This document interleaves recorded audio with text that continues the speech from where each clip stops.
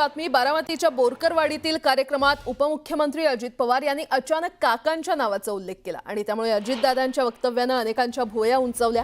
काकांना विश्वासात घेतल्याशिवाय पुढे चालत नाही असं वक्तव्य त्यांनी केलं आणि त्यामुळे पुन्हा एकदा अजित पवारांच्या वक्तव्याची चर्चा सुरू झाली आहे। उपमुख्यमंत्री अजित पवार यांना अनेक कार्यकर्त्यांनी निवेदनं दिली होती आणि या निवेदनातील रस्त्याच्या कामाबाबत सांगताना काकांचा उल्लेख केला। तर अजित पवारांचं हे बोलणं ऐकून सगळ्यांनीच हसून दाद दिली। काल रयत शिक्षण संस्थेच्या बैठकीत शेजारी ते बसले होते आणि त्यामुळे त्याचीही राजकीय वर्तुळात चर्चा रंगली होती। कोण राहिलेला असेल तर त्याला हे करा। आणि काका कुतुळ मी मगाशी एक रस्त्याच्या बद्दल सांगितलेलं आहे, त्याच्यात सहकार्य करा। मी बीडीओला सांगितलंय, मी तहसीलदारला सांगितलंय, मी पीआयला सांगितलंय।